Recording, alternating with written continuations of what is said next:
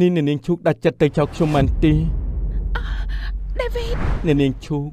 ពួកយើងរៀបការសាងអនាគតជាមួយគ្នាទៅយេខ្ញុំសប្បាយចិត្តណាស់អរគុណនាងហើយពួកយើងទៅរៀបការថ្ងៃមុនសោះឥឡូវខ្លាចជាប៉ាម៉ាក់គេហើយអូយឈឺណាស់ឈឺពោះខ្លាំងណាស់បងអូយ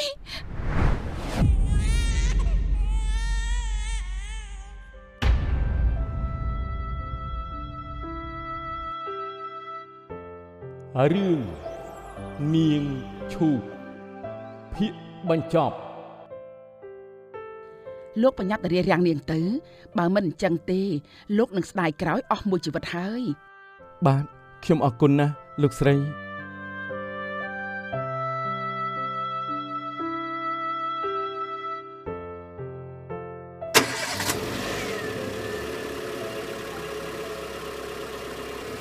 ដេវីតបានបើកឡានទៅរកនាងឈូកតាំងពីមេឃភ្លឺ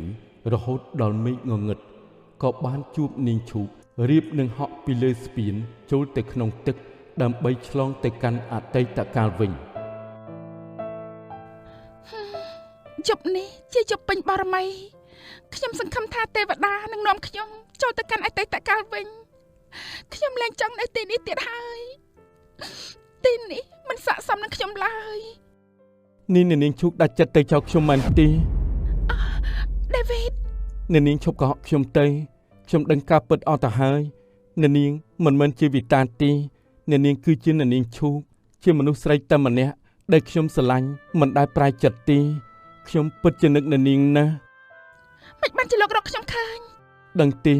ទម្រាំខ្ញុំរកនាងឃើញខ្ញុំពិបាកចិត្តណាស់ហើយលោកមកតាមរកខ្ញុំធ្វើអីគឺខ្ញុំចង់មកស្ដាប់ចម្លើយចេញពីមាត់របស់នាងថាហេតុអីក៏នាងកុហកខ្ញុំហើយបដូរឈ្មោះទៅជាវិតាវិញគឺខ្ញុំមិនចង់ឲ្យលោកចំណាំខ្ញុំបានហេតុអីទៅមិនមានអីទេលោកកុំសួរខ្ញុំទៀតអីនាងឆាំនិយាយប្រាប់ខ្ញុំមកខ្ញុំសូមវល់ណាខ្ញុំពិតជាស្រឡាញ់នាងណាស់ដឹងទេតាមពិតទៅក្រោយពេលដែលខ្ញុំដឹងថាខ្លួនឯងបានឆ្លងកាត់ពេលវេលាមិននោះអូយខ្ញុំនៅទីណានឹងហេតុអីក៏ទីនេះមានផ្ទះខ្ពស់ខ្ពស់ម្ល៉េះហើយចុះខ្ញុំមកទីនេះបានយ៉ាងម៉េចមកទៅទីនេះមិនដូចនៅក្នុងភូមិស្រុកខ្ញុំឡើយការស្លៀកពាក់វិញក៏ស្លៀកដូចគ្នាមើលទៅចម្លែកណាស់ចម្លែកដូចដាវីតគេបានជួបខ្ញុំថ្ងៃដំបូងចឹងឬមួយក៏ទីនេះជាសម័យអនាគតដូចអ្វីដែលដាវីតគេធ្លាប់និយាយប្រាប់ខ្ញុំនោះអីអូមែនហើយអាណាដាវីតគេទៅណាហើយខ្ញុំចាំបានថាពេលនោះខ្ញុំលោតចូលក្នុងទឹកជាមួយដាវីតហើយសុកក៏មកដល់ទីនេះហើយចុះដាវីតវិញដាវីតលោកណៃណាមករកខ្ញុំផងទីនេះគួរឲ្យខ្លាចខ្លាំងណាស់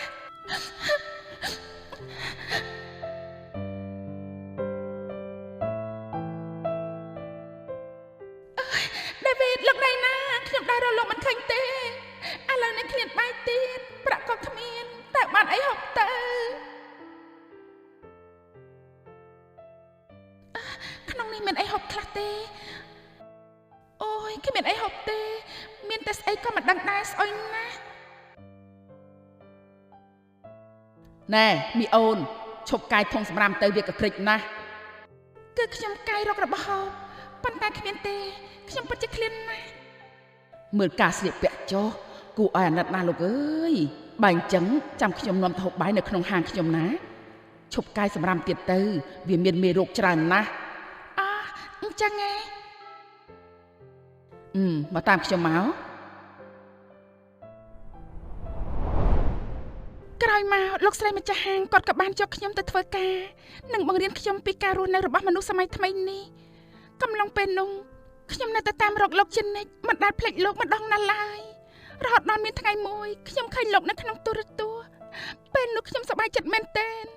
និងមានសង្ឃឹមឡើងវិញដែលខ្ញុំបានរកលោកឃើញប៉ុន្តែពេលដែលពិធីករបានប្រកាសថាលោកត្រូវស្នងតំណែងជាម្ចាស់ក្រុមហ៊ុនធំមួយបន្ទាប់ពីប៉ារបស់លោកធ្វើឲ្យខ្ញុំមានអារម្មណ៍ថាដូចជាអស់សង្ឃឹមហើយគិតថាពួកយើងមិនស័ក្តិសមគ្នាទេមិនក៏នាងគិតបែបហ្នឹងដឹងទេតាំងពីខ្ញុំឆ្លងមកសម័យបច្ចុប្បន្ននេះវិញខ្ញុំនឹកនាងណាស់នឹកគ្រប់ដង្ហើមចេញចូលពេលខ្លះខ្ញុំមានគំនិតចង់ឆ្លងទៅកាន់អតីតកាលវិញទៅកាន់ពេលវេលាដែលយើងនៅជាមួយគ្នាព្រោះខ្ញុំមិនអាចធ្វើចិត្តបានខ្ញុំក៏នឹកលោកដែរតែលោកក៏ដឹងថាស្នេហាពួកយើងមិនអាចទៅរួចឡើយពួកយើងជាមនុស្សមកពីភពផ្សេងគ្នា ដូច្នេះមិនអាចរស់នៅជាមួយគ្នាបានទៅ ហេតុអីមិនបានខ្ញុំជឿជាក់លើស្នេហាស្មោះត្រង់របស់ពួកយើងទាំងពីរនាក់ ចុះបើនៅសុកខ្ញុំឆ្លងទ្រពទៅកាន់អតីតកាលរបស់ខ្ញុំវិញតើលោកគិតធ្វើយ៉ាងម៉េចទៅ ខ្ញុំមិនអាចឲ្យអ្នកនាងទៅណាចោលខ្ញុំដាច់ខាតហើយខ្ញុំក៏មិនអាចឲ្យអ្នកនាងត្រឡប់ទៅកាន់អតីតកាលដែលធ្វើឲ្យអ្នកនាងឈឺចាំម្ដងទៀតទេ លោកពិតជាមិនប្រែប្រួលទៅណាសោះនៅតែបារម្ភពីខ្ញុំចិននេះ ដោយសារខ្ញុំស្រឡាញ់អ្នកនាងណាស់កាលនៅក្នុងសម័យអតីតកាលខ្ញុំបានឲ្យអ្នកនាងរបូតចេញពីបេះដូងរបស់ខ្ញុំម្ដងទៅហើយលើកនេះខ្ញុំមិនអាចឲ្យអ្នកនាងរបូតចេញទៅម្ដងទៀតទេអ្នកនាងឈូកពួកយើងរៀបការសាងអនាគតជាមួយគ្នាទៅ គ្រួសារលោកអនុញ្ញាតឲ្យពួកយើងស្រឡាញ់គ្នាដែរមែនទេព្រោះខ្ញុំជាមនុស្សតែលតោលមិនមានសាច់ញាតិគ្រួសារនៅក្នុងសម័យនេះផងនឹង វារឿងពិបាកបញ្យល់ប្រាប់ពួកគាត់បន្តិចមែនប៉ុន្តែខ្ញុំនឹងព្យាយាមនិយាយដើម្បីឲ្យពួកគាត់យល់ពីស្នេហារបស់ពួកយើងទាំងពីរអ្នកនាងកុំបារម្ភអីណា អ្នកណាថាឯងគ្មានសាច់ញាតិហើយចុះយើងឯងមិនដែលចាត់ទុកយើងជាសាច់ញាតិរបស់ឯងទេមែនទេ មិនមែនចឹងទេលោកស្រីមានគុណចំពោះខ្ញុំណាស់តាំងពីខ្ញុំមកដល់ទីនេះមានតែលោកស្រីទេដែលចិត្តល្អជាមួយខ្ញុំអរគុណលោកស្រីណាស់ ជំនួសពាក្យដែលឯងអរគុណយើងឯងគួរតែឆ្លើយយល់ព្រមរៀបការជាមួយលោកដេវីតទៅនាងឈូក ប៉ុន្តែលោកដេវីតមិនខ្មាស់មនុស្សជុំវិញខ្លួនទេដែលមករៀបការជាមួយនឹងខ្ញុំនោះ បើខ្ញុំមិនបានរៀបការជាមួយអ្នកនាងនោះទៅជារឿងដែលគួរឲ្យខ្មាស់គេព្រោះថាខ្ញុំនេះកំសាកពេក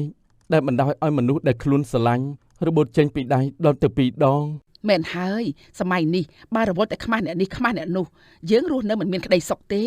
ក្តីសុខយើងមិនស្ថិតនៅលើមាត់អ្នកដទៃឡើយរឿងខ្លះបណ្ដោយឲ្យគេនិយាយទៅបើគេនិយាយហើយហត់នោះណាគេនឹងឈប់និយាយហើយមិនចឹងឯងលោកដេវីត បាទត្រូវហើយខ្ញុំស្រឡាញ់នាងខ្ញុំមិនដែលគិតរឿងទាំងអស់នេះទេអ្នកនាងកុំគិតច្រើនពេកបើអញ្ចឹងបានន័យថាអ្នកនាងព្រមរៀបការជាមួយខ្ញុំហើយមែនទេ ចាខ្ញុំយល់ព្រមហើយ ល្អណាស់ យេខ្ញុំសប្បាយចិត្តណាស់អរគុណអ្នកនាងហើយដែលផ្ដល់ឱកាសឲ្យខ្ញុំ ខ្ញុំក៏អរគុណលោកដែរដែលលោកមិនដែលបោះបង់ខ្ញុំចោលម្ដងណាឡើយជីវិតខ្ញុំសំណាងណាស់ដែលបានស្គាល់លោក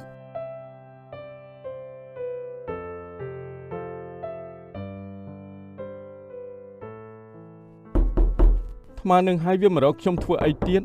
ឯងងួយដេកចង់ងាប់ហើយមកហើយហ៎អូនម្នាក់នេះជាអូនស្អាតដែលជួបនៅក្នុងហាងថ្ងៃមុនតាហើយឯងនាំអូនម្នាក់នេះមកធ្វើអីឬមួយក៏ឯងអស់លទ្ធភាពញ៉ាយហើយមែនបានជាយកនាងមកឲ្យយើងញ៉ាយម្ដងហាអាវីនឯងដែលឃើញយើងដាល់មនុស្សបែកមាត់ថ្មនឹងទេអូយហើយវាថៃពាក់ព័ន្ធអីនឹងយើងជីវិតយើងពាក់ព័ន្ធតែជាមួយអូនវីតាម្នាក់គត់មែនទេអូនវីតា នេះមិនជាអូនវីតារបស់ឯងទេតែជាអូនឈូករបស់យើងណាអាជីវ័នមែនទេអី ចាត្រូវហើយតាមពិតខ្ញុំឈ្មោះឈុកទេសំទោសដែលថ្ងៃមុនខ្ញុំក៏ហត់លោកថាខ្ញុំឈ្មោះវីតា អញ្ចឹងបានន័យថាអាវីតវាបានជួបមនុស្សដែលវាស្រឡាញ់ហើយមែនទេនេះពិតជាមិនគួរឲ្យជឿទេត្រូវហើយវាមិនគួរឲ្យជឿទេតែវាក៏បានកើតឡើងហើយឯងសប្បាយចិត្តជាមួយយើងទេស្ដាយណាស់មិនគួរស្រឡាញ់ស្រីជន់គ្នាសោះបានហើយតែដេកទៅយប់នឹងយើងដេកបន្ទប់ជាមួយឯងដែរបន្ទប់យើងទុកឲ្យអូនឈូគេងហើយចុះឯងមិនទៅដេកជាមួយប៉ាឯងទេអត់ទេស្អែកបានយើងនាំអ្នកនាងឈូកទៅជួបប៉ារបស់យើងថ្មនេះយប់ហើយអញ្ចឹងក៏អញ្ចឹងទៅ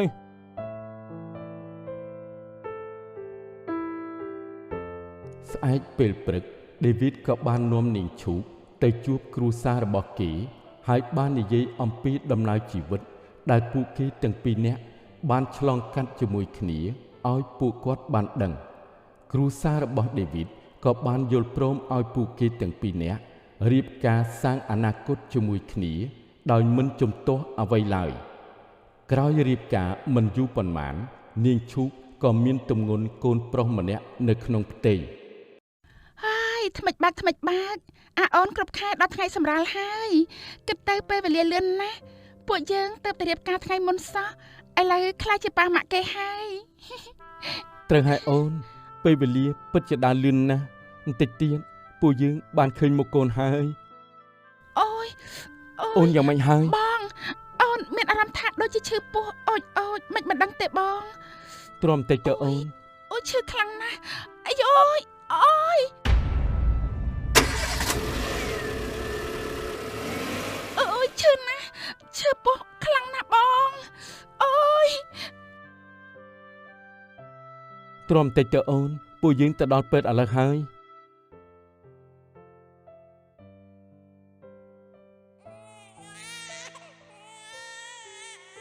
អ្នកនាងឈូកក៏បានសម្រាលកូនប្រុសម្នាក់ដោយជោគជ័យចាប់តាំងពីពេលនោះមកពួកគេទាំងពីរនាក់កាន់តែស្រឡាញ់គ្នានិងយល់ពីគ្នាខ្លាំងឡើងមិនដែលឆ្លោះទាស់ពាក្យសម្ដីគ្នាសូម្បីតែម្ដងឡើយ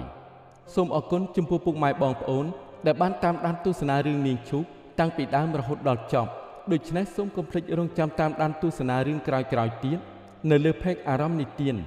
សូមអរគុណនិងសូមជម្រាបលា